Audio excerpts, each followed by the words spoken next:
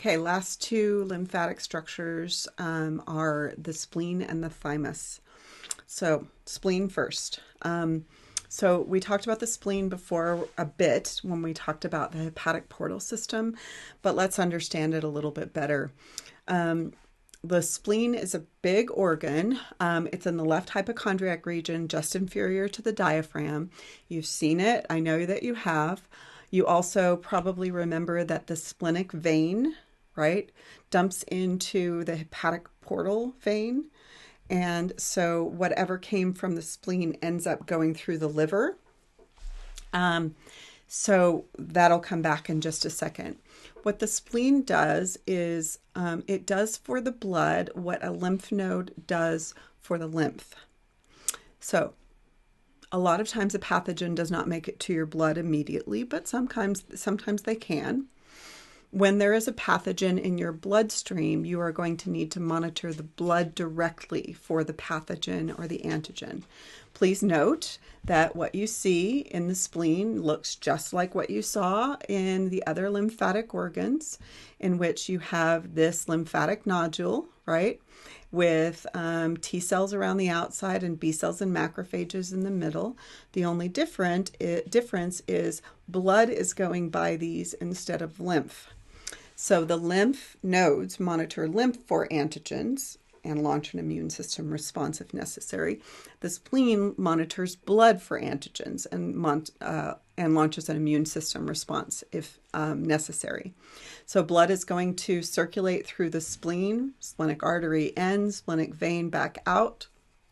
And then if antigens, pathogens, germs are found, then the T cells and B cells are going to elicit an immune response. Antibodies are going to be made, missiles, more B cells, specific targeters, more T cells, generals, more macrophage, just big meaty bruisers. That blood is going to be sent back into hepatic portal circulation to slowly percolate through the liver, right? And then it's going to go back into circulation at large. Okay, so that's what the spleen does. It monitors the blood for. So again, we've got one more redundancy. So we have all of these places where we could launch an immune system response. We've got lymph nodes, we've got tonsils and malt, we've got the spleen. We have all of these locations. So if a pathogen gets in, it's very likely that it will get caught. Okay, last but not least is this gland that people don't really talk about it very often, not the thyroid, but the thymus. It's a mass of this lymphatic tissue. It's found along the trachea behind the sternum, kind of on the surface of the heart. It's pretty big in children, but it kind of reaches its maximum size at puberty, and then it starts to atrophy and degenerate. It's really important in immunity during childhood.